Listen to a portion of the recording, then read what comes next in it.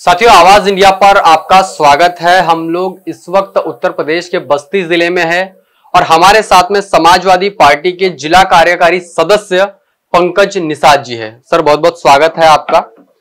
और वर्तमान में अगर हम बात करते हैं बस्ती लोकसभा सीट की, तो बहुजन समाज पार्टी, भारतीय जनता पार्टी और समाजवादी पार्टी, तीनों पार्टियों ने बड़े ही कद्दावर नेताओं को मैदान में उतारा है। समाजवादी पार्टी की इस बस्ती लोकसभा सीट से क्या रणनीति होगी और किस तरीके समीकरण बन रहे हैं, क्या कहेंगे सर?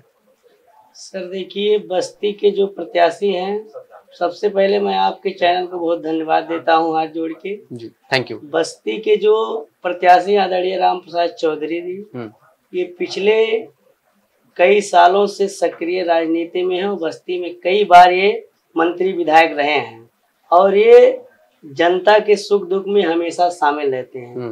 वही बात हम भारतीय जनता पार्टी के प्रत्याशी के कहते हैं, वो मोदी योगी के नाम पे तो जीत गए, लेकिन वो जनता के बीच में इन 10 सालों में कभी नहीं गए। इसलिए पूरे बस्ती की जनता का बहुत आक्रोश है और पूरा का पूरा समाज इस समय आदरणीय राम प्रसाद चौधरी और अखिलेश यादव में विश्वास रखा है। और निश्चित तौर पर जिस दिन फैसला आएगा 4 जून को, हमारे नेताजी लगभग 1.5 लाख वोट से बस्ती का सीट जीतेंगे। नहीं, ये तो आप एक कार्यकर्ता और एक पार्टी के सदस्य के होने के नाते कह रहे हैं, लेकिन आप मुझे ये बताइए कि जिस तरह से जातिगत समीकरण बन रहा है और उस आधार पर जो टिकटें आवंटित की गई है, उससे क्या लगता है कि बीएसपी भी बहुत बड़ा फैक्टर है। उन्होंने भी यहाँ पर रिंकू चौधरी जी को उतारा है, तो वो भी बहुत बड़ा फैक्टर हो सकता है। बसपा का भी वोट यहाँ पर महत्वपूर्ण रखता है। तो ऐसे में आप ये कैसे कह सकते हैं कि आपकी सीट निकल रही है? सर देखिए, वो लवकुश पटेल जी हैं, वो उनका जो है कोई जनाधार नहीं है।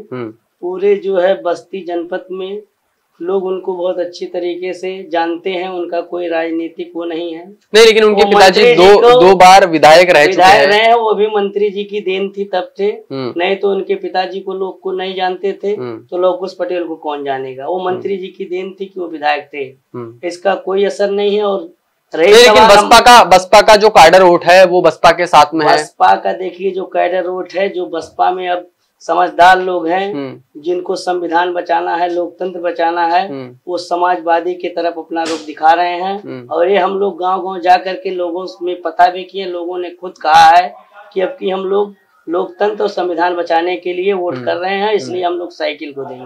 नहीं, लेकिन आप संविधान बचाने की बात कर रहे हैं, इंडिया गठबंधन भी संविधान बचाने की बात कर रहा है, लेकिन अखिलेश यादव जी ने आरक्षण इन प्रमोशन का बिल विधानसभा में फाड़ा था और ये मुद्दा बसपाई जो है उठाकर जनता में जा रहे हैं। तो क्या इससे आपका निगेटिव प्रचार नहीं हो रहा है? देखिए, आज के समय में जनता को वर्तमान में जो दिख रहा है, उसका विश्वास जो खत्म किया है मोदी जी ने, भारतीय जनता पार्टी, वो उसका मुंहतोड़ जवाब देने के लिए लोग अखिलेश यादव पर विश्वास किए और पुरानी बातों को याद नहीं रखते हैं। लेकिन इतिहास भी जो है पुरानी बातों से ही हमको कहीं ना कहीं वो सीख देता है और इतिहास से ही हमको सीख समझ मिलती है। तो क्या इतिहास भुला दिया जाएगा?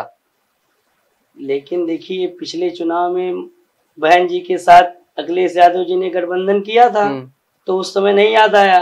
आज बहन जी के 10 सांसद थे उस टाइम, तो ये अखिलेश यादव ने हाथ मिलाया तब तो आज उनके 10 सांसद वहीं विधानसभा में 2022 के मात्र 1 सीट पर सिमट गई विधानसभा के चुनाव में बसपा। तो कहीं ना कहीं समाजवादी पार्टी का वर्चस्व बढ़ा है और निश्चित तौर पर अब की लोकसभा में उत्तर प्रदेश में समाजवादी की बहुत बड़ी जीत मिलने वाली है। इंडिया गठबंधन को सरकार बना सकते हैं बिल्कुल मिलकर। बिल्कुल।